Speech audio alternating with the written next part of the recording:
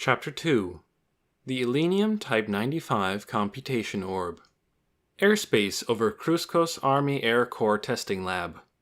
The skies above the Cruskos Air Corps Testing Lab, southwest of Imperial capital Barun, are noisy as always. Orb and Scepter once brought about miracles that were recorded only in lore. Now, thanks to scientific investigation of these myths, it has become possible to replicate those marvels, and thus modern magicology was born. The field discovered a method for changing the world through the use of computation orbs. In a physical world bound by 3 dimensions, the technology utilizes phenomena by applying the appropriate amount of stimulus to the right location. To give a simple example, you can flick the flint wheel of a lighter with your hand, or you can do it with the power of magic. Once you understand the mechanics, it's possible to produce any number of magical wonders. Yes, magic has become a technology. Naturally, the principles of the fundamental elements, such as mana and interference formulas, are still not very well understood. Magic engineering was pushed to achieve remarkable progress in order to secure military advantages and established as an academic field following a decisive breakthrough in the Empire. By combining mana with an analog arithmetic unit, they created computation orbs. Unlike in the Age of Legends, it's clear what locations, methods, and degrees of power are required to cast magic. The quintessence of this technology would probably be its practical application in aviation formulas that allow a mage to levitate without a vehicle. By generating propulsion, it thrusts the operator into the air and keeps them balanced. If they feel like it, mages can mimic witches riding on broomsticks. Rifles with fixed bayonets are more convenient than scepters as focuses for casting. Well, firearms are also good for shooting battle formulas in long-range combat. In any case, engineers replicated miracles with technology. An extremely wide range of militaristic applications was also recognized. The importance of the orbs had been widely acknowledged for a long time, which is why the technology race between the world powers grew so fierce. As the pioneer in the field, the Empire naturally participated in that race. It's a day with clear skies but strong winds. My current altitude is 4,000 and climbing. Roughly half of the scheduled tests for the day are done. My situation is more favorable than last time, when I nearly died after my parachute failed to open due to humidity, but I'm not in the mood for this, especially not under such demeaning conditions where a slight lapse in concentration could cause the computations to fail and the orb's engine to catch fire. Fighting to keep my face from twitching, I cautiously maintain a cruising ground speed according to the plan. As long as I keep clearing tests without incident, I have to keep going, and that means ascending. Yes, I have to continue climbing using the new model, an absolutely unreliable, horribly flawed prototype orb. Is this the joy of holding the world in your hands? The access to the world's laws that the orb symbolizes is an elaborate operation that demands finesse. Under orders to oversee that process, using something that has no tolerance requires the utmost care, Tanya is getting her hand ripped to shreds. If it weren't for advances in medical science, she would be stuck spending her life only with her left arm. Holding an unreliable orb isn't much different from holding a grenade. The end result is obvious. That's why Second Lieutenant Degurachov is so loath to be doing this. She heaves an inward sigh as she flies. "The engine exploded! It's on fire! Abort the test! Abort the test!" Yet another day of piercing shouts from control and Tanya's agonizing groans echoing across the sky. How did I wind up in this mess? It goes back to when I was ordered to the rear after getting injured in the north. Second Lieutenant Tanya Degurachov was still recovering at the time, and she considered where she would be reinstated a matter of life and death. She had fought hard, creating something of a war record for herself, and even received a medal. That could be beneficial for my future promotion, but it entailed the delicate problem of potentially trapping Tanya on the front lines. I'll review it now. So when I received an envelope and opened it, the thought running through my mind was, I just hope they don't redeploy me to the front. But my fears turned out to be unfounded. The envelope contained a document from personnel with undated orders for domestic service. In other words, the orders weren't official, but they would take effect once dated and signed by a superior officer. This was the so-called informal job offer by Army standards. Rejoice. It's unofficial notice of your domestic assignment with the Combat Instructor Unit. along with a request that you be lent out to headquarters as technology inspection personnel. In sum, the proposal wasn't bad. In fact, it was rather ideal. A domestic position that was, for all intents and purposes, rear service. But the instructor unit and tester positions were still associated with a strong career path. She could tell they held her in high regard. Most importantly, getting assigned to the domestic combat instructor unit had many benefits. As the Imperial Army's most elite group, not only were its members given the best equipment, but it was also a holy land for combat research. The unit was a great place for me to hone her skills, an excellent environment for improving the chances of survival as much as possible. Even if Tanya had to teach, it was a perfect position from which to steal other people's techniques. To top it off, an attachment to the instructor unit would be no stain on her record. The vague temporary transfer request to serve as technology inspection personnel for headquarters wasn't so bad either. Headquarters was practically the epitome of rear services. As long as I was a tech verifier there, I could hide out in the rear behind the excuse of conducting tests. If there was anything to nitpick about, it would be that a position in the railroad department or general staff was even more preferable due to the low probabilities of accidents in both. But it was such a minor difference, the compromise seemed more than acceptable. I intend to respect your wishes as much as possible, but is it safe to assume there are no objections? Perhaps the commander respected Tanya's wishes as a matter of form, but in reality the decision had already been made. There was no expectation that she would reject the offer. It would be inexcusable to turn down the positions after they had been served up on a silver platter. The only three options were yes, oui, or ja. Yes, I have no complaints. I humbly accept my deployment orders. Excellent. You will test a new model at Supply and Logistics headquarters. As a formality, you will transfer there from the instructor unit, the commander said before scribbling my acceptance onto the document. He proceeded to sign off on the orders and hand them back. On paper, my transfer was complete at that point. How efficient. Perhaps the whole unofficial notice was a mere formality in its own right. Nonetheless, I'm sure you will have some things you want to ask. Permission for questions granted. I always love a sensible superior. He deserved my admiration. I appreciate it. In that case, first I'd like to ask why you went to the effort of assigning me to the instructor unit. Normally, wouldn't a position at headquarters be good enough? I couldn't help but wonder. Of course, I was more than happy to have a career in the instructor unit, but I was keen to figure out the politics and circumstances that led to personnel giving Tanya not one but two great positions. I didn't want to accidentally step in a pile of trouble later and take a nasty spill. But the answer to Tanya's question was quite simple, if exasperating. Ace or not, sending a child to the front is bad for optics. I knew the brass were a bit slow, but it took them that long to catch on. I'm technically a child, meaning I should be cared for. Apparently, the bigwigs had finally woken up and smelled common sense. So you're telling an ace to go be a decoration in the rear? Obviously, showing too much enthusiasm over getting away from the front lines would be bad, but I needed to confirm the situation. If things were going the way I hoped, I would be set with optimum conditions for her survival plan. Wonderful. Truly wunderbar. Right then, I felt as though I could reach an understanding with all the people of the world. I was so thrilled behind Tanya's cool expression that it made me worried that I might get strange ideas. What a novel opinion, Lieutenant. It never would have occurred to me. With those words, Tanya was confident her predictions were on the mark. I didn't know what the higher-ups were after, but at least the superior officer before her hadn't denied her conjecture. That meant she was probably in the clear. The safety of service in the rear was truly wonderful. Do excuse me. The higher-ups think highly of you. That's why they've made you a position in charge of developing the new model. Actually, it was within the realm of common consideration from personnel to assign a capable mage back from the front to instruction or tech development. In that sense, it was a plausible reason for transferring a young soldier from the front. Probably anyone in the army would accept it without issue. I'd caught a break, but still, what was this about a new model?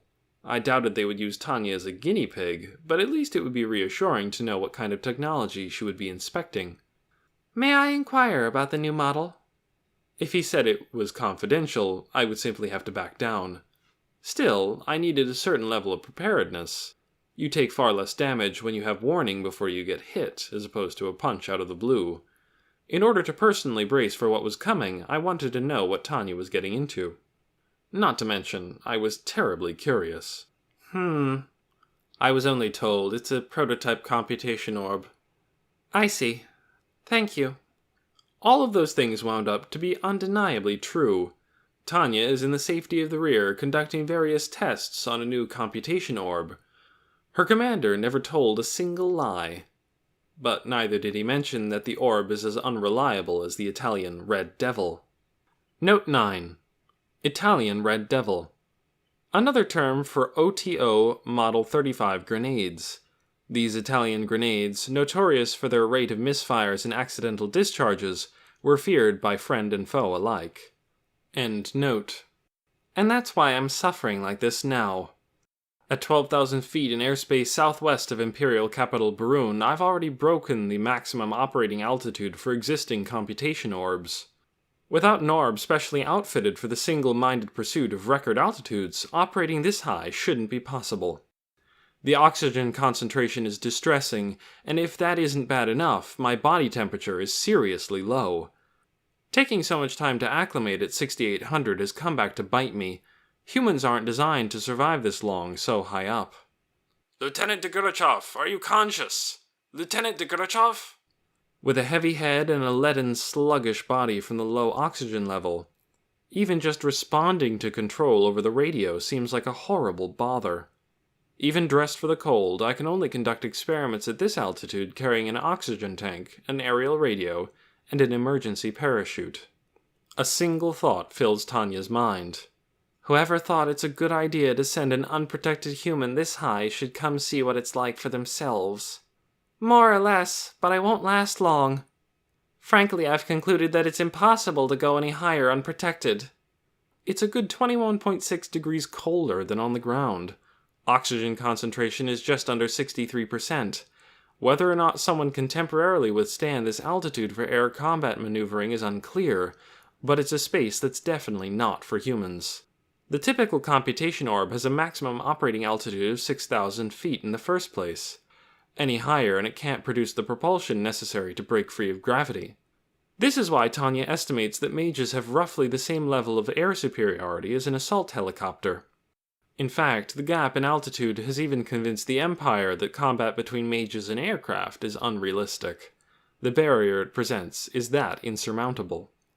Of course, if the concern is purely altitude, and I have a special orb designed for reaching record-breaking heights, things might be different.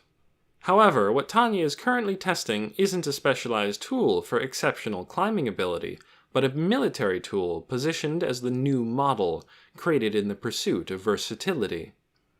But even though the new model, Elinium Arms Type 95 Computation Orb Prototype, is intended for the Army, it's creating ludicrous propulsion that usually isn't even possible. The actual method it uses to do that is extremely simple and cliché. It follows the usual engine development scheme. If one is too weak, use 2. If 2 won't cut it, use 4. In the end, minus the tech research stamp to indicate that it is indeed a prototype. The orb doesn't look all that different from any other. Design-wise, it's still a spherical hunk of machinery the size of a conventional orb, packed with countless gadgets. But what really matters is on the inside. Worst of all, this absolutely guzzles mana. Its magic conversion efficiency sucks.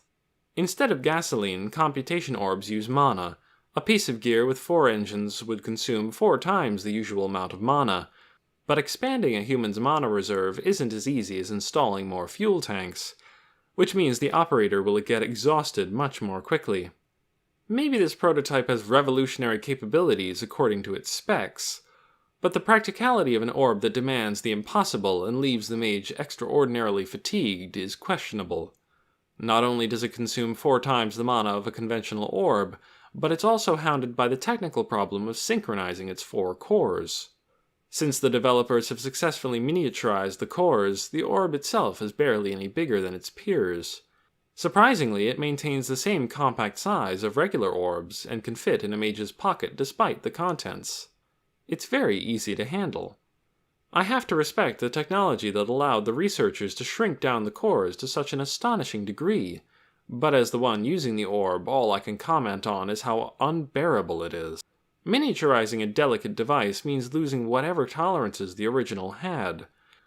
If tuning the quad-core synchronized activation isn't bad enough, the shrunken orb cores make for an unreliable system with poor stability. So while the mana consumption for this new model should be 4 times the norm in theory, it actually needed considerably more. Including mana leakage, even a conservative estimate puts the expenditure at 6 times the usual. While the fact that I'm not used to being this high is probably a major factor, the altitude test alone invariably leaves me feeling horrendously drained, as though I've exhausted all my energy in air combat maneuvers. As I rapidly become more fatigued, it's also getting harder and harder to breathe.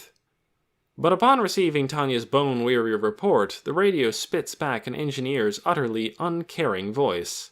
"Lieutenant, can't you climb a bit higher? Theoretically, you should be able to get to 18,000. The curse, "Damn mad scientist," echoes silently in Tanya's heart as she scowls instinctively at the command plane carrying the evil mastermind on the radio. I can only imagine how refreshing it would be to shoot it down.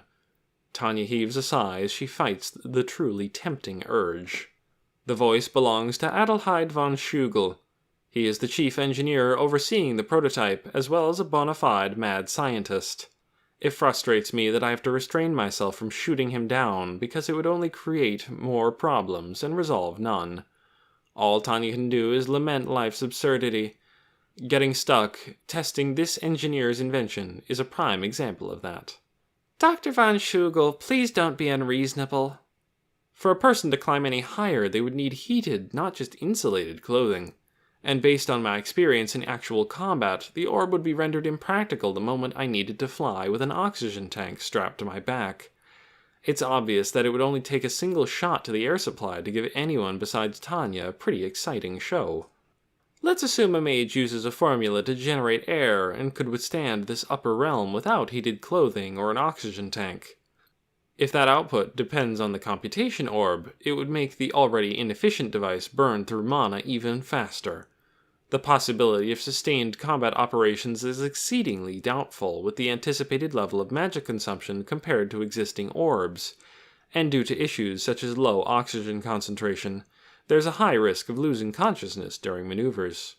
Thus, a parachute is critical, and while that's fine for conducting flight trials in our own territory, an immobile, barely conscious mage lugging around a parachute is a sitting duck in combat. Even if the operator did reach the ground, their safety wouldn't be guaranteed. If they landed in enemy territory, they were sure to be taken prisoner. Not to mention there's no small risk that the parachute would catch fire or fail to open due to humidity.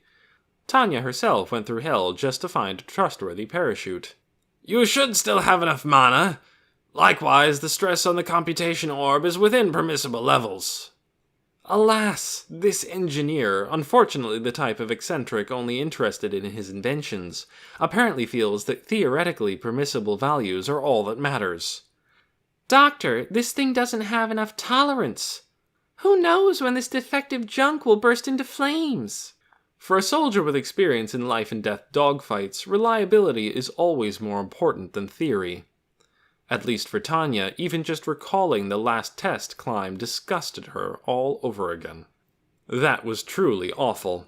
I lost balance at 4,000 feet the moment the cores slightly desynchronized. Supposedly, it happened due to a minor disparity in the magic bypass circuit's conduction velocity. The bypass circuits used for research were built with vastly more precision than the existing ones used for combat, and yet they couldn't fix the disparity. When I learned of the apparent cause, I seriously wanted to scream. How unrealistically precise are you trying to make this thing? Any mana that can't be controlled by the computation orb's inner mechanics will go haywire. As a result, the cores, unable to withstand the overload, blow up in a chain of magic explosions. Luckily, I was able to quickly suppress them with a spare computation orb I brought as backup. But I was only able to handle the crisis because it had happened at around 4,000 feet. Up at 12,000, where the ambient temperature is too cold to move around in, the air was thin on top of that. I'm not sure I could hold on to consciousness. In the event that the prototype orb catches on fire at this altitude, if I can't get it under control, I'll end up sharing an intense kiss with the Earth. Even if Tanya doesn't have any attachment to her first kiss as a girl, nobody would want a kiss like that. Isn't it common sense, in a totally normal understanding of the word, to toss something if it can't be controlled? But life isn't that easy for someone with professional obligations. I'd throw it away in a second if I could, but the prototype computation orb is a mass of secrets. I'd never get away with it. The moment I lost it, a mountain of preemptive measures would be taken to secure secrecy. And after all, it was the duty of the tester to safely recover the prototype, if at all possible, which is why I have to be careful to control it in a way that keeps accidents to a minimum. Using this toleranceless orb is hard to describe, but if I have to compare it to something, it's like riding a unicycle through a ring of fire across a tightrope while juggling knives. You'd have to be stupid or suicidal to keep climbing with such an unpredictable prototype. Of course, a combination of the two is also a possibility. But apparently my candid opinion as a tester is immensely disagreeable for the chief engineer. "How dare you call my greatest masterpiece defective junk?" Naturally, even Tanya could honestly recognize the machine's outstanding specs.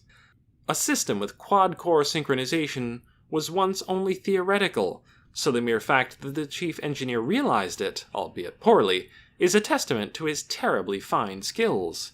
Then he succeeded in shrinking the cores to their current size while retaining the functionality of the conventional models.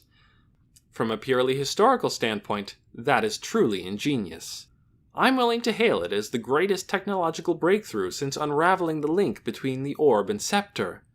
So I'm begging you, could you please keep the users in mind when you're making these things? As far as I'm concerned, it doesn't matter how high the performance is. People shouldn't be forced to conform to the doctor's invention. It's possible to order someone to adapt to their uniform by altering their physique, but that only works if the size isn't too far off to begin with. Look at application, not the specs. You need at least to give redundancy a bit more consideration. The general assumption is that military equipment will be used under the intense circumstances of war. The army wants Dienstführer, not thoroughbreds. Do you realize what you're saying? Are you trying to desynchronize the optimized orb? Dr. von Schugel, please don't yell over the radio. Silence! First you must take back that insult. The explosive exchange of verbal abuse echoes across the test airspace, albeit via radio. Not only is he fanatical about his field, but he also has the mind of a brat. I want to cradle my head in frustration. This guy, of all people, had to be the chief. It makes my head hurt.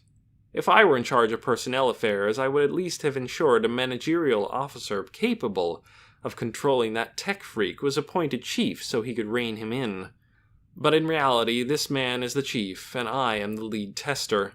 I have no objections to the Empire's meritocratic evaluation system, but I sincerely wish they could at least take administrative skills into consideration. I just want to scream, "It's high time you figured out the difference between technical and administrative roles!" Like I said, my dissatisfaction with the Empire's administration rose from my prior experience as an administrator ages ago. At the same time, as long as I'm a soldier forced to abide by given conditions, there's no choice but to quietly endure. But as the price of distracting me, the migraine-inducing argument is cut short. The temperature of the engine, the cores, is rapidly increasing. Damn it. The way trouble arose from such a brief irregularity makes me want to groan. The orb's cores are on the brink of chaos. When synchronization failed, I lost control of them. Without a moment to waste, I urgently cut off the mana supply and perform an emergency discharge of the energy inside the computation orb. It's possible to execute these measures with a single motion. Fortunately, safety mechanisms were implemented as a result of the lesson learned last time, and they're more effective than anticipated. During that earlier test, there was an explosion and the engine caught fire, but this time I just barely managed to stabilize the circuits. Still, that doesn't mean the mana inside the computation orb will simply discharge without causing any harm. The desynchronized orb cores crash mana against one another from all directions, and the circuits blow instantaneously. But what luck! The reinforced casing I repeatedly requested was completed in time for this test, so I narrowly avoid sustaining any real damage. And so, a look of relief appears on Tanya's beautiful face as she radios back the controller about following procedure to descend, sounding annoyed. "Control, are you aware of the situation? I'm releasing my parachute." I have plenty of altitude, and this is near the Imperial capital, a non-combat zone at the rear. Under such conditions, it's safer to open the parachute than scramble to activate a spare computation orb while falling. In the capital, I can float leisurely down without worrying about getting shot at. In this case, all I need to do as I come down is hang tight and prepare for landing.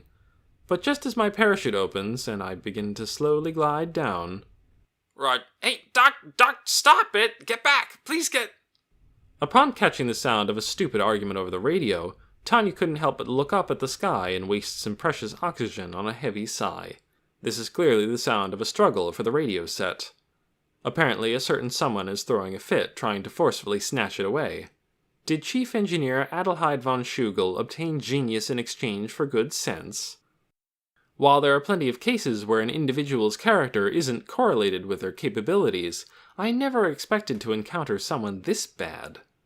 Either the world hates my guts, or I'm cursed by the devil. Well, given something as unscientific as magic exists, I'm going with the devil, being X. "Lieutenant de Kurashov, it happened again?" Apparently, the signaler's noble battle ended fruitlessly, and the evil scientist had swiped the radio set. Even so, I have to appreciate that he fought bravely to defend it from the doctor. But since that battle was unsuccessful, I have no choice but to exercise my right to self-defense against the mad genius. I never dreamed my world would become a place where I needed to save myself. If I have to put it into words, where is law and order? The world wonders. At this moment, I feel the utmost respect and admiration for jurists. I genuinely wish someone, even a formalist, would restore legal order. "If I may speak freely, that's exactly what I'd like to say." After all, the bizarrely intricate system prevents even simple explosion-type magic formulas from properly activating.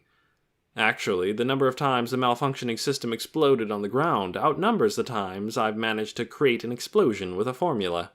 When they told me that I would be conducting test flights, I never thought I would end up once again recognizing the greatness and struggle of flying. I'm not one of the Wright brothers, but this has made me realize anew how the pursuit of flight technology is intimately tied to the risk of a fatal crash. At least those pioneers flew personally, shouldering the danger upon themselves. Chief Engineer Adelheid von Schugel makes others do it for him. And to top it off, he's so self-indulgent, I couldn't believe my ears when he claimed that safety features lacked functional elegance. The moment I was finally able to manage proper evaluations, albeit barely, he added strange test items and tasks. That was when I impulsively submitted a transfer request. Unfortunately, it was denied. Why? As immensely unfair as it was, apparently I was the only one who had even managed to get any testing done. In fact, my contact at Personnel Affairs actually told me to forge ahead atop the corpses of my fallen predecessors when he admonished me. I assume he meant it figuratively, but apparently he meant exactly what he said. The front lines seem more promising in terms of survival. Just the other day, I heard that I now qualify for the Wounded Cross badge. "It's your lack of concentration that causes these problems, and you call yourself a soldier!" I've endured Schugel's insults and fought the inner desire to launch into a screaming fit of curses. I certainly didn't join the army because I wanted to, and it isn't a fun profession, but I did indeed join. "I assure you, I'm an Imperial soldier. However, a soldier's duty is to wield weapons. By no means does that include coaxing some defective junk to work." I had originally perceived the job of an Imperial soldier as waging war with a computation orb in hand and a rifle over the shoulder. By no means did I ever think it entailed carrying faulty machinery and blowing up without warning. Even soldiers have the right to complain if they're issued a broken rifle or a computation orb gone haywire. At least, that's certainly the case in the Imperial Army. Not to mention, reliability and durability are imperative for a mage's equipment in the harsh environment of modern warfare. That's common sense, even among new officers. And it extends beyond mages. Sturdiness and dependability are supposed to be a top priority for all military equipment.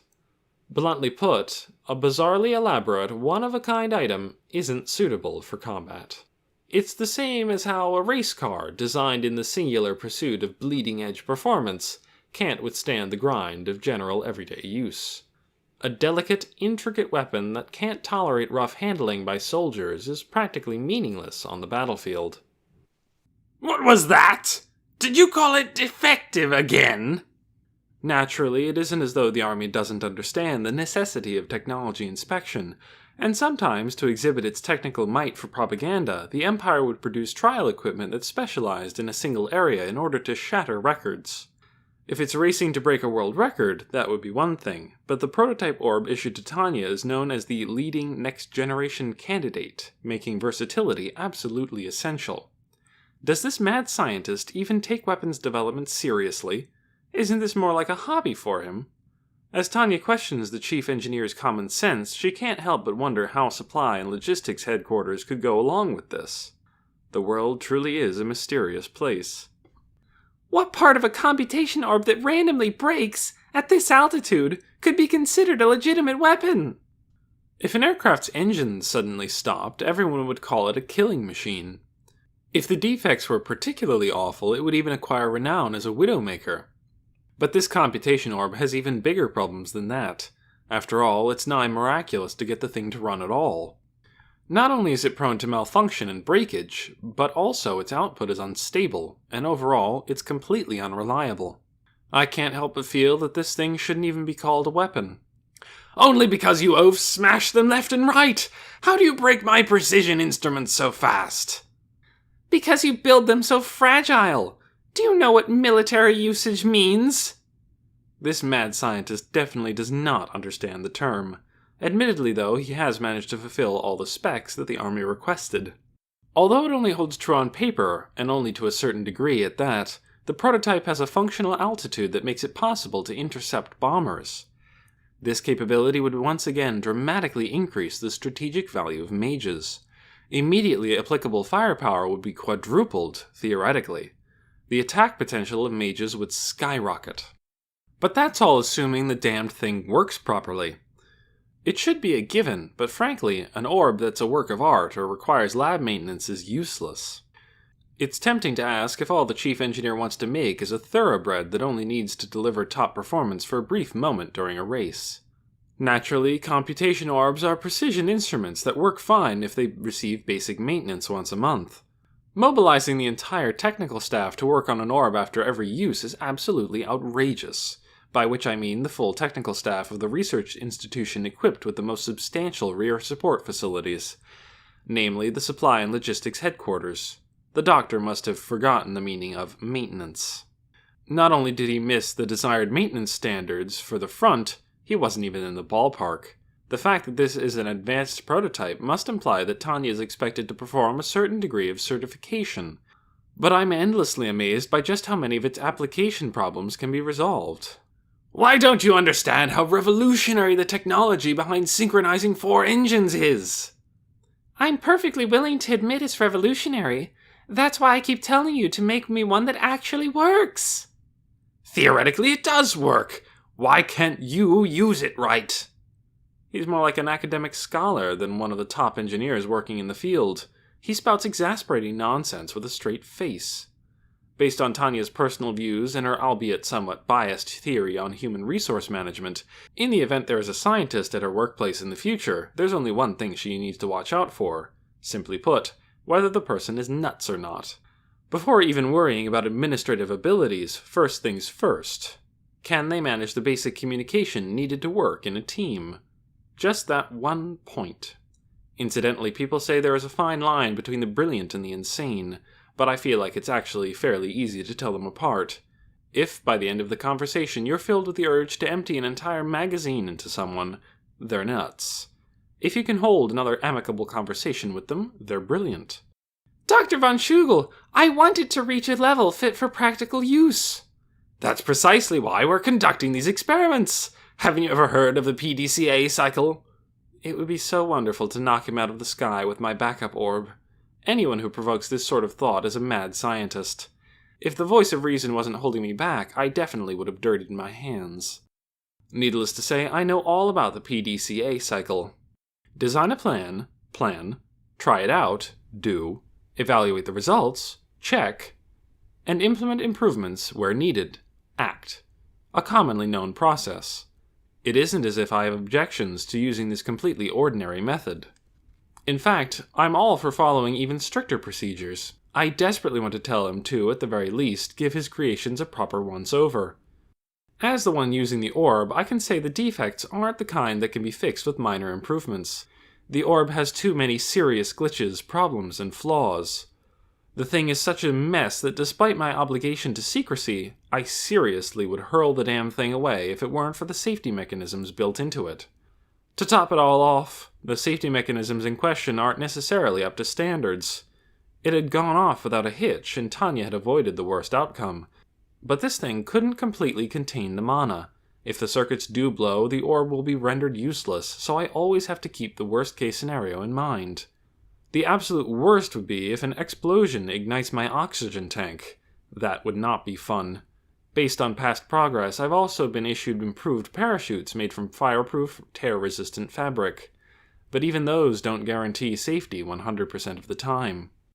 If Tanya falls unconscious, there's always the concern that the parachute might not open automatically, or depending on the scale of the explosion, there's the risk of getting caught in the ropes and asphyxiating before even hitting the ground.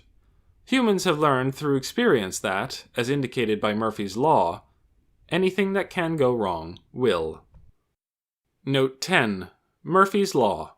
According to popular belief, the rule of thumb, if anything can go wrong, it will, was first phrased as, if there's any way they can do it wrong, they will, by Captain Edward Aloysius Murphy of the United States Air Force while conducting research. End note. If an office employee has the ability to cause trouble, trouble there shall be. For example, it's common knowledge in personnel management not to keep a bankrupt employee in a department dealing with finances. In the same vein, flying with an orb that can explode at any time is like sitting around waiting for the blast to happen. Upon landing, I decided to submit a transfer request in earnest this time. An emphatic nod reveals the depth of Tanya's determination. Even if the worst should come to pass and I fall out of favor with my superiors for a time, I swear that I'll negotiate with personnel. As things stand, 100 lives wouldn't be enough for her. The assignment to the instructor unit is Tanya's only hope. I used my affiliation with them as a shield and begged to assume my duties there, but begging didn't cut it. There's a very real possibility I'll become a human sacrifice to one of the mad scientist's experiments unless I give up on unofficial overtures and submit an official transfer request. I gotta send that transfer request, and as fast as possible. And so, immediately after I land and fulfill my obligations, I pick up my pen.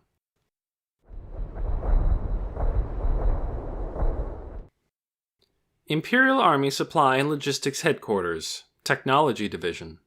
The transfer request adhered to the official format. Magic Second Lieutenant Tanya de Gerdachev's application conveyed a dire sense of urgency. As a sophisticated bureaucracy, the Technology Division within Supply and Logistics Headquarters had to accept and process any officially submitted transfer requests. General consensus was that she was very serious about wanting to transfer. This was not surprising, seeing as this was, imagine, her 4th request, if they included unofficial overtures. Her previous unofficial attempts were wishes unaccompanied by documentation, so the staff had gotten away with calming her down. But with each attempt, she grew more earnest and imploring. This request was bound to come eventually. It had only been a matter of time. Nevertheless, upon reading Second Lieutenant Tanya de Gerdachev's transfer application and petition, all the managerial staff at the Supply and Logistics Headquarters Technology Division were left holding their heads in frustration. "So what should we do? These are all official forms, you know. Should we give it to her?"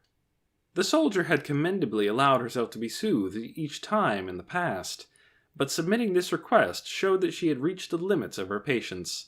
As far as personnel was concerned, there was leeway in the Northern Theater, so they were in the middle of assigning young soldiers random posts in the rear out of consideration for political and international standing. As such, it would hardly be any trouble at all for Supply and Logistics Headquarters to reassign Degurachov to a random posting. But while it wouldn't be hard to find her a new post, she was too valuable in her current position to let her go. Out of the question. She's the only one even marginally capable of meeting Schugel's standards. Chief Engineer von Schugel was outstandingly proficient, despite having only his talent, or rather, nothing besides his talent, to call upon. Development of the next generation orb combined basic-level data collection with the objectives of creating and certifying advanced technologies. He had managed to meet the standards indicated by the Technology Division, at least in the planning documents, despite how ambitious, to put it mildly, they were. Good point. Shouldn't we also take into account the fact that his research might finally come to fruition? His brilliance was prominent even in the Empire, which had pioneered in magic technology research through scientific observation. Even as magic engineering gained recognition as an independent field of science, there was still room for error, and many elements remained vague. Schugel had made great contributions by pushing the field down a focused, if rocky, path, and then improving on it. If, as an extension of his methods, they considered purely the research aspect, it was clear beyond a doubt that the data and theoretical values Type 95 achieved had borne fruit in the form of great progress. That appraisal, however, only held true in terms of research. Groundbreaking advancements might have sufficed for a research institution, but Supply and Logistics Headquarters wanted a product that could withstand military operations, so they required a more comprehensive judgment. Conversely, even if she can manage to operate the Type 95 prototype orb, it would be a shame to run someone with that kind of talent into the ground. We should look at the long run. Such excellent testing personnel are irreplaceable. The voices drifting from the department heads expressed concern for a crushing and invaluable mage of such talent. In actuality, competition between nations was driving rapid advances in military technology development and innovation, so while it was rare to sacrifice valuable lives in the name of scientific progress, it did happen. Weapons development was put on tight schedules due to national defense concerns, which resulted in the occasional accident in an overworked section. The list of people who died while on duty was by no means short. Agreed. But if we look at the long run, the acquisition, cultivation, and retention of capable mages is also a subject of concern for the Empire. And if I might add, I realize her age shouldn't be taken into account, but no matter how talented she might be, she's still a little girl. It pains my heart to make her Dr. von Schugel's toy. Another major factor for the Empire was that in the Navy and Mage forces, both of which were under pressure to expand, individual polish could only be achieved with long-term training. They could mass-produce computation orbs or warships, but it wasn't so easy to cultivate a competent, highly experienced core team.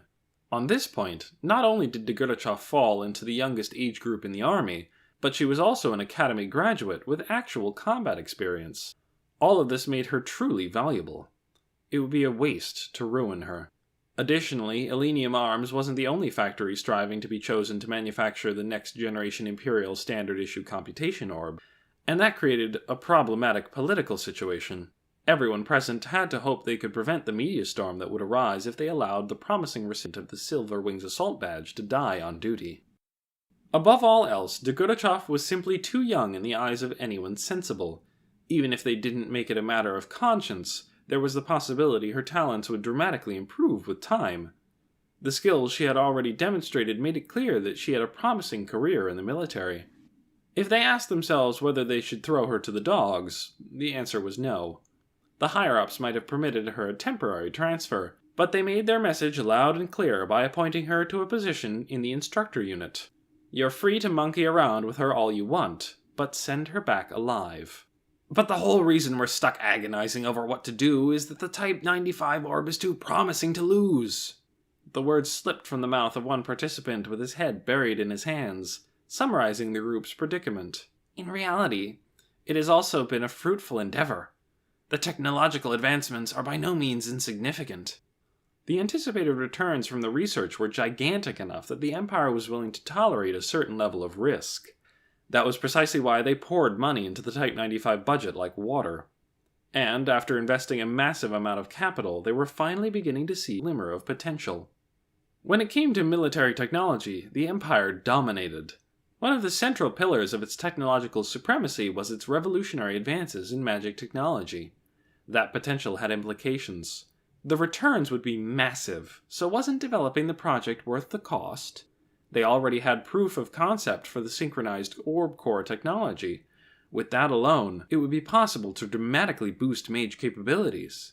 I will acknowledge the significance of quad-core synchronization, but we hardly have any idea if it will ever be practical. Naturally, even the opposing faction was willing to acknowledge the project's technological significance. It wasn't as if they didn't appreciate its revolutionary nature. Nor did they deny that the Empire profited greatly from devoting itself to backing the scientific analysis and cultivation of magic. But in their opinion, certain aspects regarding the development of Type 95 made it too expensive. After all, regardless of its theoretical values, user feedback indicated that it was too problematic for practical use. And besides that, the thing was packed with so many cutting-edge, revolutionary mechanisms that it was liable to surpass not only the next generation, but possibly even the next generation. When the idea of it being practically implemented at this point came up, it seemed like an unlikely story. That was precisely what had them going around in these endless circles. What eventually brought that debate to a halt was the consideration of a single report. Have you read the technical report? Lieutenant Degordachev's analysis is rather insightful. No matter how much mana you had, it wouldn't sustain the orb. The test report submitted for Type 95 displayed keen analytical skills, and even a hint of profoundness seemed to be backed by experience. The office was shocked to think a 10-year-old could have written it. Some even questioned whether she had done it herself. That said, the actual content of the report was fitting and immensely perceptive. As far as they could find, she had written it herself. At the tender age of 10, Degordachev was too young to attend military prep school, but she was a mage with average mana capacity. Based on her talent and the amount of mana she possessed, she was practically guaranteed a promising future. But even this precocious, capable magic officer was crying that she couldn't make it work reliably. Its range, increased power, and ability to activate multiple formulas are all excellent improvements, but it's worthless if these things detract from its usability in prolonged combat to a critical degree. The goal may have been technology inspection, but a magic consumption rate that rendered combat maneuvers unsustainable meant the quad-core engine design was simply flawed. Perhaps it had enhanced instantaneous firepower, but that was unacceptable if it came at the price of drastically reducing the amount of time combat could be maintained continuously. In a sense, it could be said that a healthy evaluation mechanism was at work here. Part of what made technology inspections important was catching flaws in advanced equipment such as this. That said, if the issue was excessive mana consumption due to a structural problem with pouring mana into multiple orb cores, there was nothing to be done for it. From the very beginning, our objective has been to verify and test advanced technology. It's still within acceptable parameters. The pro-development faction, on the other hand, was willing to admit that the project was lacking when it came to combat sustainability. However, that was of no particular concern, at least at the inspection level, if they specified that the objective was proof of concept. The engineers in the faction felt that the restraints on usage weren't terribly important. The technological race with the surrounding great powers was so heated that in everyone's heart of hearts, they had a great desire for the Type 95 to ensure technical superiority for the fatherland. If trailing behind in innovation presented a grave threat, and gaining the advantage ensured overwhelming returns, they would want to keep pushing forward. If they evaluated the project based on potential, they could have approved all the costs related to Type 95. Its technological significance aside, the Army can't afford to fiddle around. The thing is, only the engineers engaged in development and the researchers supporting them felt that way. The troops, who used a variety of different weapons and weren't terribly gentle with them, had their own theory. As it was, normal computation orbs already cost as much as their most powerful weapons. This one-off special-order prototype frequently broke down and had blown through its initial development budget a long time ago. It had already consumed unbelievable sums of money, and they were increasingly hesitant to invest more. If they shifted the budget elsewhere right away, wouldn't it still prove more cost-effective? Such assertions made perfect sense. The Empire was powerful, and while its military budget was by no means meager, it was finite. Since funds were limited, efficiency was required. What about the potential to convert mana to a fixed state? Isn't that more than enough reason to continue development? Do you intend to send him off in pursuit of alchemy? We can't afford to waste our limited budget and manpower on this forever. They were never able to see eye to eye about whether it was possible to sustain mana and store it. In theory, it made perfect sense. Even Shugel acknowledged that the orb's voracious consumption of magical power would impede continuous combat. As a countermeasure, he figured that if he could store mana the way chemical energy was stored in batteries, that would solve all his problems. People were constantly trying to make a breakthrough in the transformation of mana to a fixed state in reality, only to give up on the impossible task. By optimizing mana through a computation orb, a mage could superimpose interference effects upon reality with their will. That interference creates a concrete phenomenon. This was the principle behind the formulas mages used. Naturally, the magic mages cast is temporary. Say someone wished for an explosion, and that creates one. Not only is it a temporary phenomenon, but also the mana that caused the explosion disperses, making it impossible to hold on to the mana. If it were possible, the mage would only have needed to will the phenomenon to remain in the world to fix it in place. Concepts along those lines had been entertained shortly after the practical usage of computation orbs became viable. But each time the idea of using mana to fix mana in the world was attempted, the failures only multiplied. Though researchers were often optimistic, there were mountains of papers describing failed implementations. All the great powers that had put serious efforts into the idea thus far had already abandoned it. By interfering with the world with one's will, an object could be created. It sounded easy enough, but telling a mage to actually do it was akin to telling them to defy the laws of nature and perpetually bend the laws of physics. At that point, it was venturing into the realm of alchemy from the stories of yore. In other words, that was how far-fetched it sounded, at least to the row of realist soldiers. In their eyes, the overly hyped new technology was plain suspicious. The theory itself was also quite old. In a sense, the theory stemmed from a technological dream that should have been left to future generations, much like alchemy, but it had become so notorious that not only soldiers involved in weapons development had heard of it, but also anyone working in magic. Bending the laws of nature and maintaining that state required a massive amount of mana. In order to raise the amount of mana that could be poured in at once, phenomena had to be cast with at least 2 cores. Likewise, fixing phenomena required another 2 cores. As a result, fixation required perfect control of at least 4 synchronized cores that were also performing their own tasks in parallel. Up until now, all of that had been merely theoretical.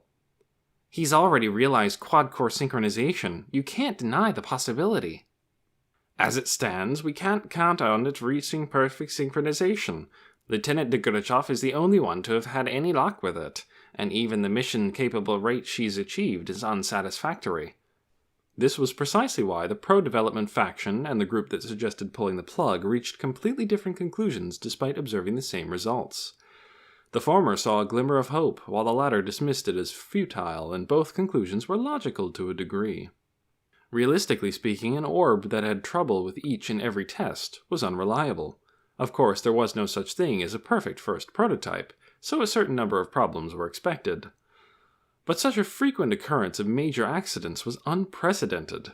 Based on what they discerned from the reports, it seemed like Degorachov was hanging on by the skin of her teeth, and despite risking life and limb on these experiments, she had only just barely managed to operate the orb.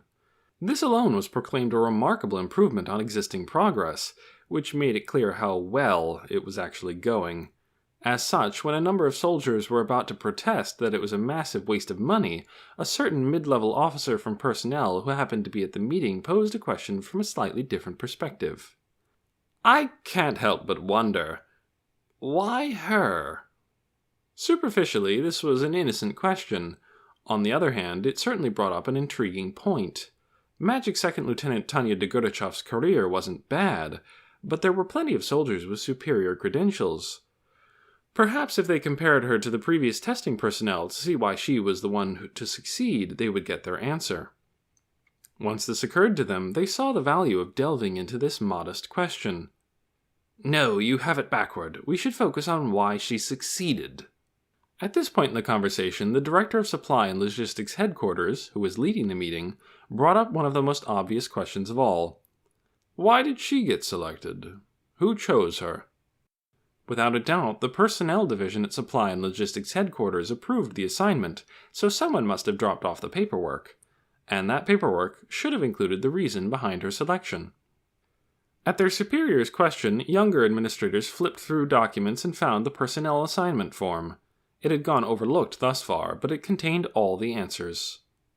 Chief Engineer von Schugel chose her personally. Apparently, he claimed she had the highest chance of successfully operating the orb. How could he know that? Given all the previous testers' failures, there had to be something convincing him that Second Lieutenant Degudachov could do the job. Why did he specifically want someone like her from the front lines? Was it something unique to her? Was it her skills? Something else entirely? It was a truly intriguing question. But the answer Chief Engineer von Schugel wrote on the form was exceedingly simple. It says that since she is not set in her ways with the conventional orb, he figures she wouldn't treat the prototype the way other soldiers treat their orbs. Well, the orb was brand new. His logic was perfectly rational. The quad-core synchronization system was a whole other animal, so trying to conduct mana the same way as before would prove difficult. It took a child's malleability to understand that even if conducting the mana felt awkward, they shouldn't fight it. Someone as precocious as Degudachov had a good sense for conduction and comprehended the logic behind it. And not only that, she could pull it off. The logic was nice and sound. Assuming they understood everything up to this point, that was precisely why the whole row of participants let out the same groan. It was the groan emitted in the face of an unpleasant truth. Hey, there aren't all that many skilled mages out there who are unaccustomed to conventional computation orbs. That went without saying. Even if they turned human resources upside down searching for such opportune mages, there would be painfully few who met those conditions. Naturally, the minimum requirement for the orb to be issued as the next generation standard was for the majority of existing mages to be able to use it. If it couldn't reach full operational capability, there was no point. The implications were that using Type 95 was a hurdle too high. Until the training system could be overhauled and all the active service mages retrained, the next generation model would be useless. It was also more difficult to use than the existing computation orb, so the drills used for the new recruits would also need to be re-evaluated. Even assuming they could accomplish all that, the orb's mission-capable rate, reliability, and cost were enough to give them second thoughts about mass distribution. Considering the level of craftsmanship the devices demanded to function, they would be accidents waiting to happen. We don't have an infinite budget. Are we placing too much emphasis on versatility? We've already achieved innovations in orb safety mechanisms in other areas. Don't you think it's about time we called it quits? In conclusion, perhaps it would be wise to call off development, or at the very least, scale it down. It was hardly surprising when that opinion began to dominate the conference room. No matter how alluring the technology, the Army had no choice but to abandon the project if it couldn't be implemented in the near future. The Imperial Army didn't have the budget, manpower, or resources to play around. The promise of amplifying firepower is just too enticing. Couldn't we just do dual-core instead of quad-core? Naturally, those who would regret halting development still couldn't shake their lingering attachment. That's a good point. If there were only 2 cores, wouldn't it make synchronization that much easier? Relatively, yes. Compared to quad-core synchronization, coupling only 2 cores together would of course be easier. Ironically, the solution came from a member of the technology department who was part of the pro-development faction. But even then, we believe lackluster mission-capable rates would be unavoidable due to its complex structure. The mechanics for synchronization itself had been innovative and complex from the get-go. They couldn't really hope for an improved availability rate. In that case, it'd be quicker to just have mages carry 2 computation orbs. They're useless if their operation is spotty on the front. From the looks of it, we're not ready for synchronization technology yet. They stopped further development. At that point, it was the natural decision.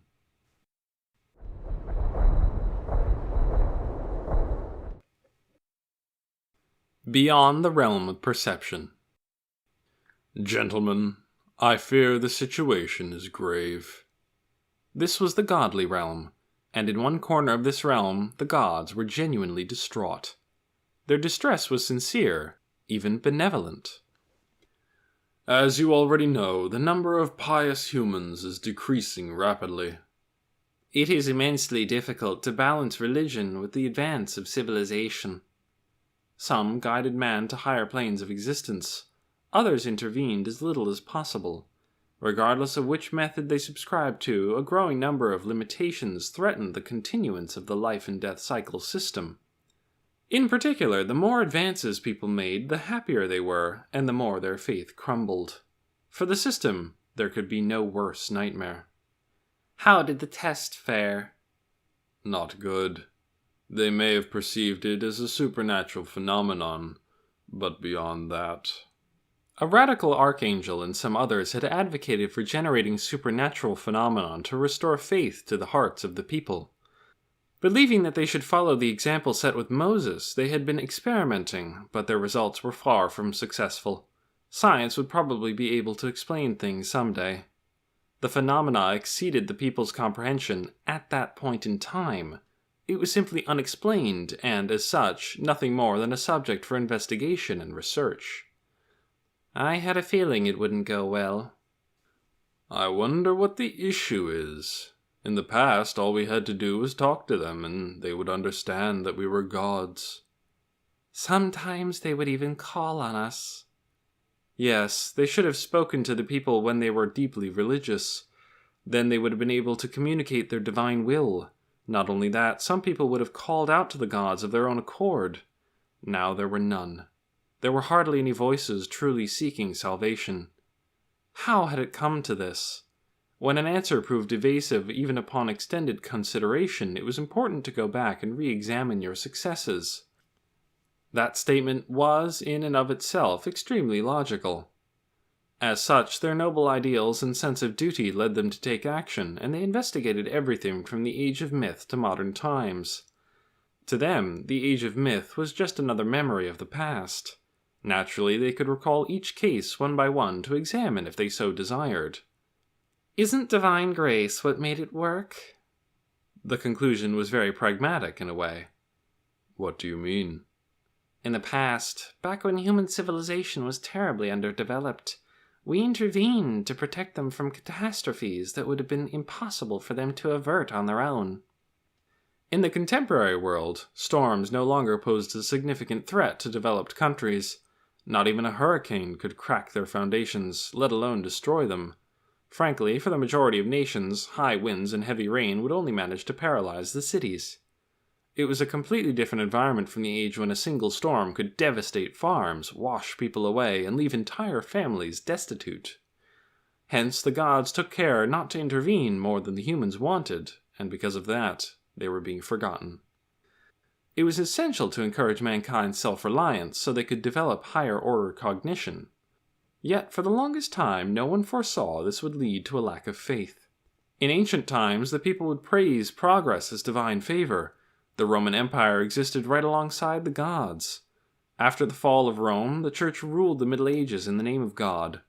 However, advocates for the divine right of kings argued that sovereignty was bequeathed by God. This caused the Church to gradually change its doctrine. Then, out of religious faith, scientists began to seek the truth of the world created by God. Before anyone knew it, mankind had completely lost their belief, although that was no one's intention. Yeah, lately the civilizations in the mortal realm have been regressing nicely, so we decided intervention could stunt their development and left them to their independence. Isn't that precisely what makes it hard for them to recognize our existence? They didn't particularly mean to hinder mankind's development. Really, looking at their original plan, they wanted them to progress. We must seek the order created by God. The natural sciences stemmed from that objective, so the gods had actually been all for them. Mankind would evolve from mindless worship to reverent devotion with greater understanding. That logic would allow them to reach higher order intellection. The gods even considered it a first step worthy of commemoration. However, if it was having the opposite effect, that could cause extremely serious problems. They were inevitable. Too many worlds had cultivated only the natural sciences. That would make things difficult. The whole group grew pensive. If they couldn't resolve the issue with fairly minor corrections, They feared it would be excessively laborious. This was a tight spot, and they foresaw it getting worse the longer they neglected it. Does anyone care to propose a way out? The cherubim never failed to disappoint, and one of them explained the plan he had racked his brain to devise. He asserted that, for the most part, their basic policy was fine. In essence, if they had a system that could compensate for lost religious faith, they would have no problem. As such, we should really refine one point and revive their faith. The proposal was accepted almost unanimously. However, considering their previous policies, it felt like they had run out of specific ideas. This plan makes a lot of sense, but what precisely should we do? I'm not sure, but perhaps we should give the world a new holy relic? Note 11. Holy relic. Bones, objects that created miracles and whatnot. This is a touchy topic, so I'll keep the jokes to myself. End note. What do you mean? They had already deposited as many in the mortal realm as there were stars in the sky. The numbers may have differed slightly between a nation or a region, but they had already invested more than enough in the things. In terms of promoting faith, it wasn't a very successful method. At best, the relics were prized as historical curiosities. The current relics are treasured, kept under lock and key. They're unable to adequately fulfill their role in making divine grace known to the masses. The gods didn't know that. After all, they had long lives. They still remembered giving the holy relics to people, but it wasn't as if they constantly kept tabs on the artifacts thereafter. Upon looking into the current state of affairs, they had finally discovered that the items had been relegated to decorative purposes. I see. No wonder they've forgotten religion and prayer. In a way, it's rather ironic. The gods were becoming dispensable. That's all there was to it. Yet they couldn't help feel a flood of mixed emotions. They had no intention of unilaterally forcing religion on people. But if they didn't boost faith, the system was in for rough times. So to help people come to understand on their own that faith was necessary, shouldn't they periodically deposit divine relics where they were needed? The gods thought this was worth a try. In that case, let us bestow the holy relic they need upon the world and teach them how to pray. Great idea. Let's do it right away.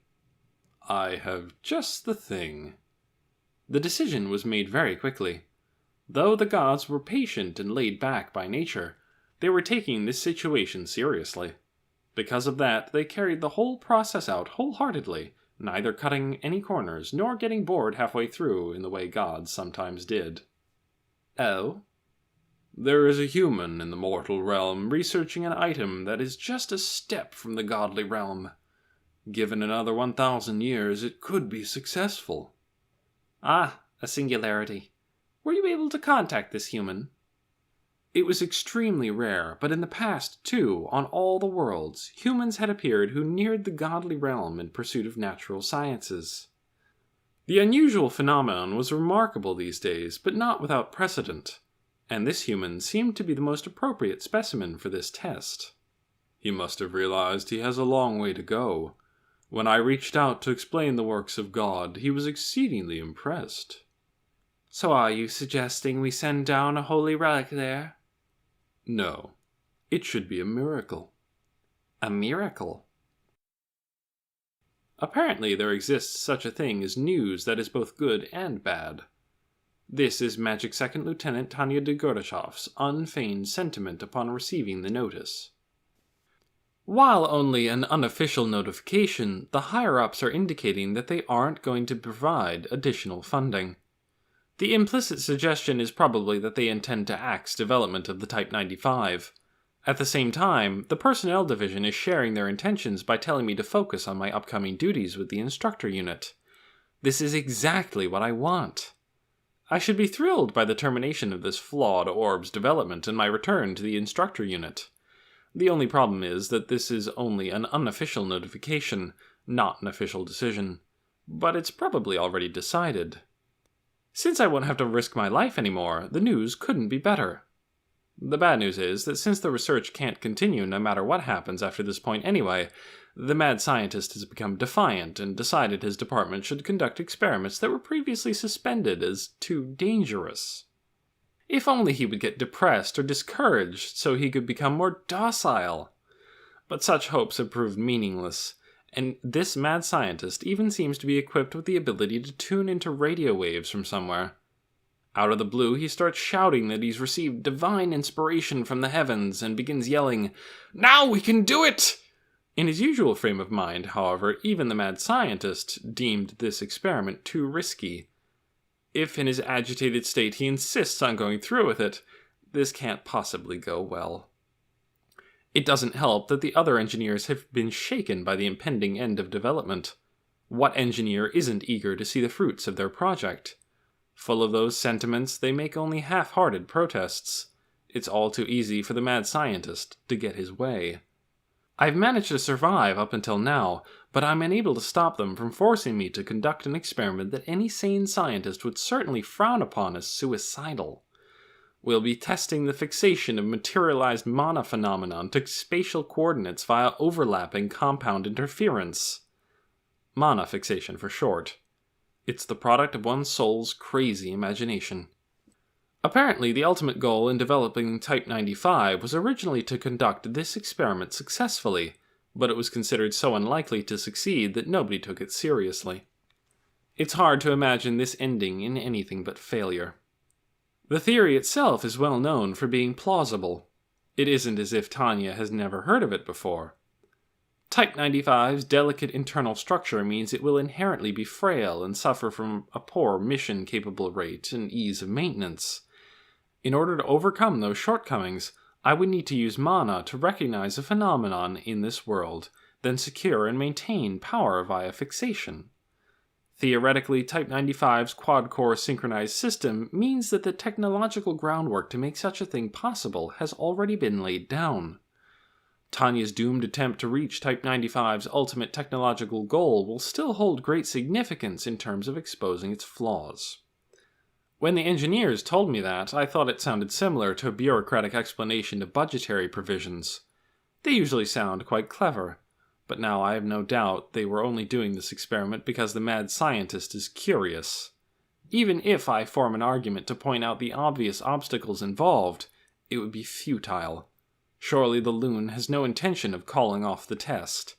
He's desperate for it to go well, and he has to be pushing ahead based on unhinged judgment that relies entirely on luck. "Lieutenant, you're ready, right?" Of course, he has to understand what level of danger is involved. So how in the world can he crack such a gleeful smile? I suddenly question Shugel's sanity. An urge comes over me to tell him to take a good look around. We're in one corner of the vast live-fire exercise range with absolutely nothing man-made nearby as far as the eye can see.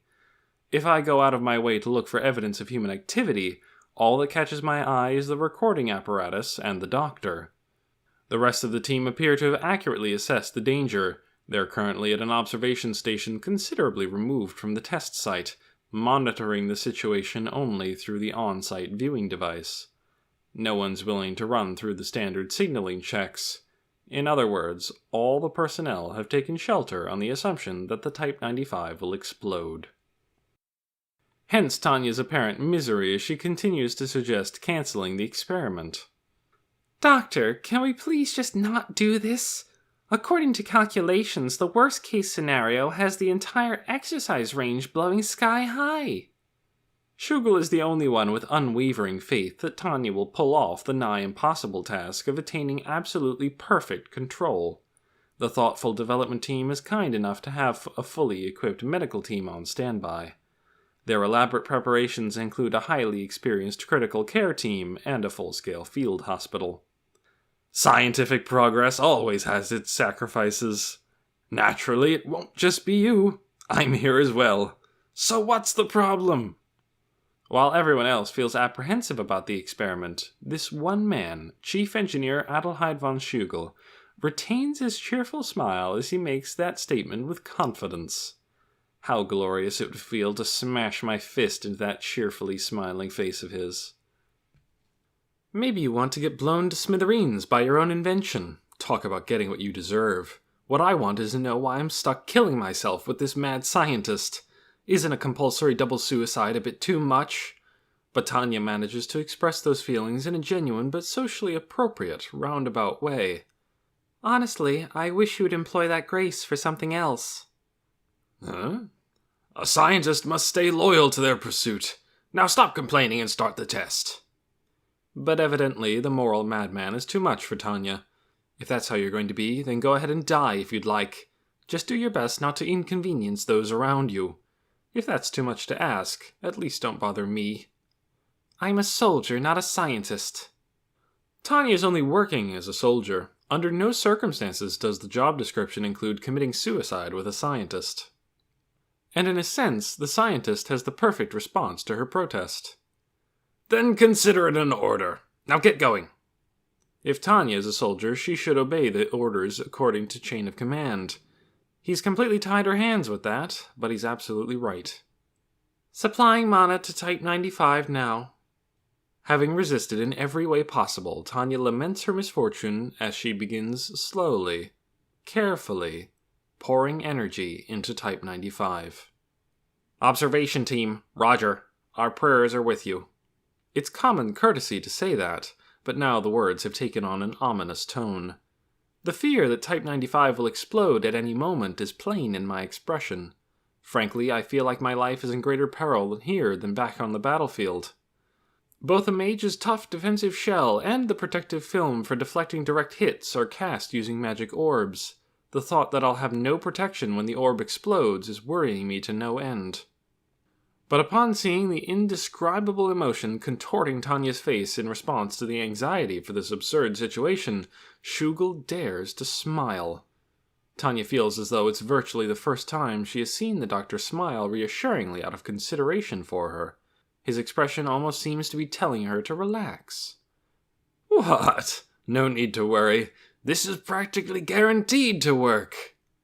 When Tanya sees how he has the pure, innocent, dangerous gaze of a cultist, skepticism transforms into blaring alarm bells in her head. I should steer clear of that crowd. Doctor, what makes you so confident? If he's simply a psycho, it would come as no surprise. The problem is that his insanity threatens to involve Tanya in an immense, inexcusable crisis. What? It's quite simple. The doctor flamboyantly opens his arms, acting as if he's about to start expounding upon a simple truth. That alone is enough to send chills down Tanya's spine. Confidently preaching the truths of the world with innocent eyes, that is something fanatics do, the type that's immersed in some dangerous religion. And what might that be? The most dangerous move to make when dealing with a blind believer in something is expressing agreement or denial. I was taught back in my human resources days that if I ever needed to peacefully force resignation from an employee under the influence of a cult, it was necessary to avoid affirming or denying their beliefs. The idea is to remain distant and leave no room for misunderstanding. Thus, all Tanya can do in this situation is try to prolong the conversation using the gentlest voice she can muster. I am the chief engineer. Lieutenant, you are the lead tester. That is to say, if we work together instead of standing at odds, we can do anything. All cult members are just like this. They only say reasonable things in an even tone with an innocent expression at the very beginning of an encounter. The other day I received a divine revelation. A divine revelation? Yeah, figures. I was afraid of this. It's probably just a figure of speech. But this ominous premonition, the voice of reason, won't stop screaming. I've got a bad feeling, like Super Dreadnought class bad. That's right! If we say a prayer to God for success, those who believe in him shall be saved.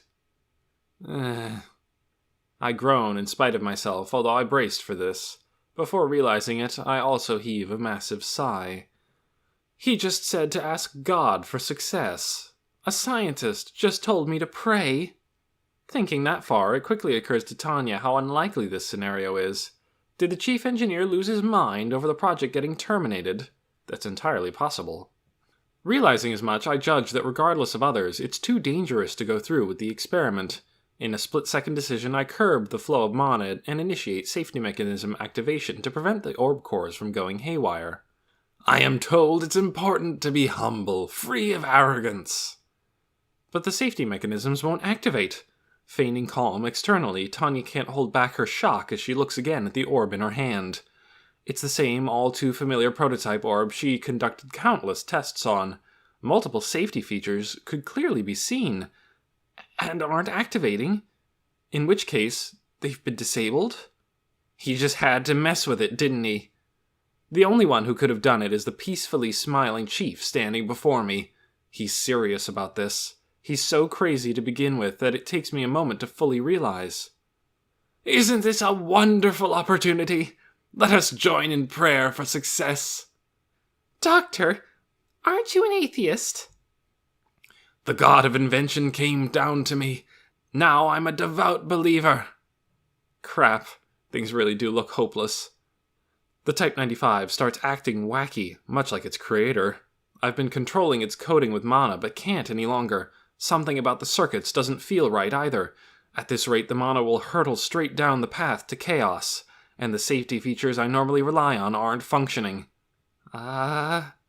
If I try to extract the mana manually, it'll throw the whole system off balance, resulting in certain collapse. So despite realizing how dangerous it is, I have no choice but to keep feeding the engine energy. But at this rate, I'll eventually lose control. I'm caught by this dilemma, but it seems as good as settled that the orb will go berserk in the near future. At this point, I can't stop myself from imagining my unpleasant fate in vivid detail. We're sure to succeed if we become believers of invention and pray. By the way, what would happen if I don't pray? Well, I suppose we would both become martyrs, the lunatic replies simply. The dangerous smile on his face indicates he would undoubtedly embrace martyrdom with pride. It could be described as the ecstatic smile of a suicide bomber. We should call for a medic right away. Or would you rather I simply put you out of your misery?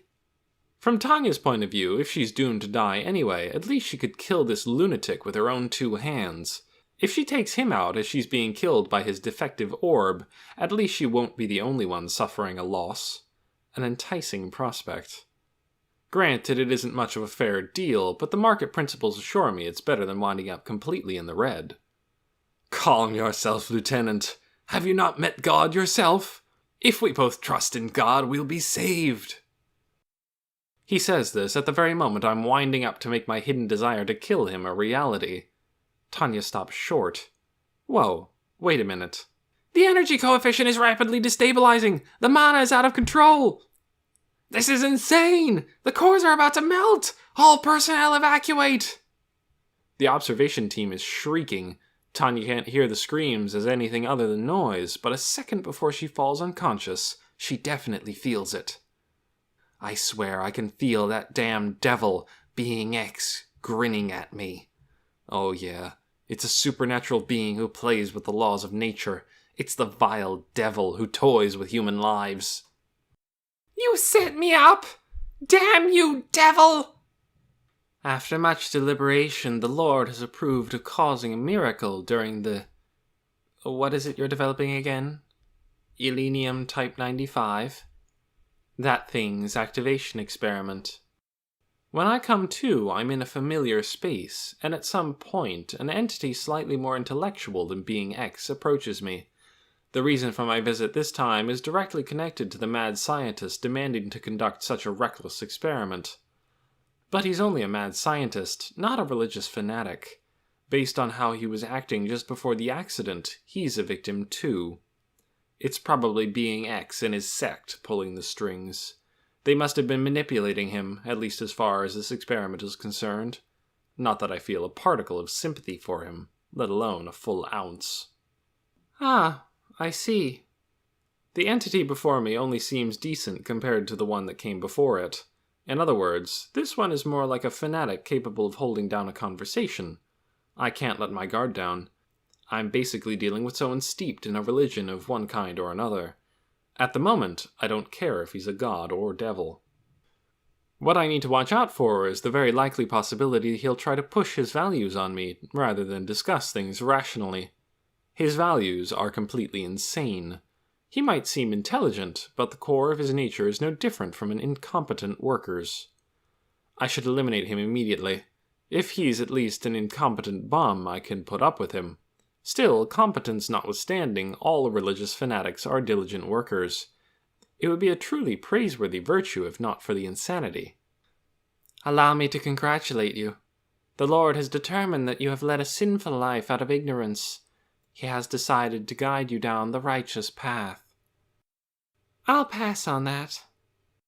Wow, a fastball? I figured he was up to something, but pitching an incredible fastball down the middle, messing with people's lives, is quite honestly a lot of fun, but it's completely unacceptable for me to be on the receiving end like this.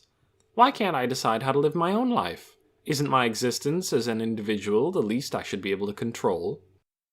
Oh, set your mind at ease. Doesn't your distress stem from the fear that you'll be forced to act against your will? Well, it's hard to say. I'm not sure how to describe this sense of trepidation. It's true that I resisted the idea of being forced to follow a path determined by somebody else. It would also be immensely humiliating for these beings to control my mind or lead me to think a certain way. Mass hallucinations should only be shared among the people who want to get intoxicated by a particular story.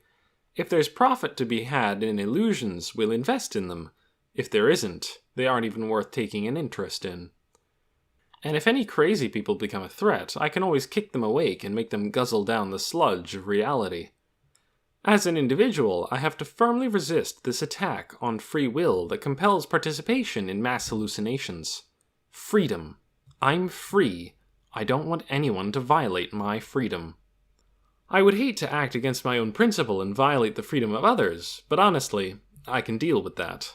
The thought of someone else violating my personal freedom, however, is absolutely intolerable.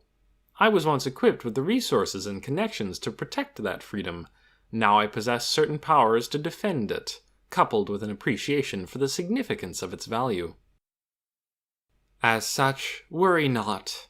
We shall bless your computation orb so that it may bring forth miracles. You shall use it and feel the grace of God. Surely that will enable you to offer him words of prayer. Words of prayer? That's right. The words for praising the Lord were forgotten by your ancestors. It is through no fault of your own that they were not passed on to you. Well, that's obvious. Although I think there's more to it than that. Where the heck does that reasoning come from? Someone give me a proper explanation, and right now, if possible. You can even interpret or run it through a translation machine. Since it's a rush job, I'll pay extra. I'll even throw in a tip, so someone please make it clear what this guy is saying. As I said, the Lord has made it so, words of prayer shall flow from your lips. His voice shall be heard by your heart, and you shall believe in miracles. That sounds like a really nasty form of brainwashing. Let's try to sort this out. These evil guys threw me into this world. They may as well have abducted me. And since I haven't caved, they've come up with a new scheme. They're going to make me use a cursed computation orb. And the more I use it, the more it'll consume my soul. Now, screw that. As if that isn't bad enough, they have me in a nasty predicament. They had me in checkmate the moment I realized accepting their offer might be my only way to survive the war despite the price I have to pay. These beings are like glory seekers, stirring trouble just to dash in and save the day. Insider trading doesn't hold a candle to this unscrupulous foul play. For them to get away with this absurdity would be no different than wiping law and justice off the face of the earth. Perhaps I should try to be the representative for the mortal realm's core values. We won't actually force you to do anything. You will simply be able to offer prayer in earnest upon experiencing God's miracles. Such is the blessing the computation orb in your possession has received. It must take a lot of nerve to say that. You hurled me into an environment where I could die at any time in some war, and then tell me you aren't forcing me. That's like telling someone in a desert not to drink water. You might as well tell me to die. In other words, threatening me much? I see. By the way, what happened to my real body? You people are being protected by divine grace. Go now. You'd best set forth. Spread the name of the Lord. And on that creepy note, my consciousness is pulled back to the mortal realm. In a most unfortunate turn of events, as I snap back to reality, I'm greeted by the face and voice of the last person on the planet I want to see. If I were an imperial judicial clerk, I'd immediately create a law that states mad scientists are to be executed by firing squad. It would be my duty to pass such a law for the sake of the Empire. I have no doubt of that. We were in the presence of the Lord. It's a miracle. Blessed are those who believe. The dangerous gleam in the mad scientist's eyes make me worry he might burst out shouting, I am the new prophet! No, he might actually believe he is a prophet now. Calm down, Chief. I'm begging you, please shut up. There's no need to emphatically boast that you've scientifically proven a mad scientist can change jobs to religious fanatic. Please get out of my sight. Oh, Lieutenant Gorbachev, the experiment is a success! Let us exalt God's name together! Alas, he may have become a religious fanatic, but he's also still a mad scientist. He's batty for his beliefs. Come on! Show me the miraculous gift of God! Gorbachev to control. Is Type 95's control formula functioning normally? I'm hoping they could call this all off due to technical difficulties, but a curse has been placed on this device by more or less supernatural beings. How easily they could trample my hopes and wishes. Alas, how powerless humans are. It is, as far as I can tell, but that could be due to issues with the observation apparatus. Maybe. I guess we don't have much of a choice. We should probably seal up Type 95 and examine it back in the lab. Excellent. Caution is an indispensable quality in engineers. While it's hard to forgive the way they all abandoned me and ran for the hills, I can come to terms with that now. If their survival leads to the end of this experiment, then I'll allow it. Bite your tongue! Activate it right this instant, Lieutenant! Thus begins the struggle. Seriously, can't this damn mad scientist catch a friendly bullet or have an unfortunate accident one of these days? Actually, I'm sure he's gotten mixed up in more than a couple of situations like that, so why is he still alive? I sincerely doubt this is true, but could he be a pawn for being X in his clique? I know he's my enemy, but is he my mortal enemy? I'm activating it. Theoretically, it will either work, or the whole lab will blow up with us. I'm afraid that joke wasn't funny, Lieutenant. It wasn't the least bit funny, mostly because I was dead serious. But seeing as this thing is cursed, I don't understand how this could end well. I run mana through the computation orb's circuits, and begin synchronizing the 4 cores. The energy flows absolutely smoothly, no difficulties whatsoever. As for the core synchronization, it's so effortless I do it without thinking. The mana loss is undoubtedly on par with the theoretically projected value. Now I get it. Just going by its specs, I have to admit this truly is amazing. Definitely worthy of praise. But although it's truly regrettable, this thing is cursed. Oh, great are the wonders of the Lord! Praise the Lord in the glorious name of God! I shout, the emotional words pouring from my mouth. Every cell in my body suddenly yearns to praise the Lord. It worked! It really worked! When the observation team plunges into a whirl of astonishment, their shouts of wonder finally bring me back to myself. What did I just do? What was I just thinking? What did I say? Did I offer praise? To that thing? Oh, Lieutenant, we share this faith, don't we? It's a miracle! A miracle! A miracle? Give glory to the Lord and bear witness to his miracles. Everything that transpires is like a living nightmare. Ultimately, I'm cursed. I have a horrible time, and in the end, I finally, get released after we finish collecting a certain amount of data. I don't care where I go as long as it isn't there. I just want to get away.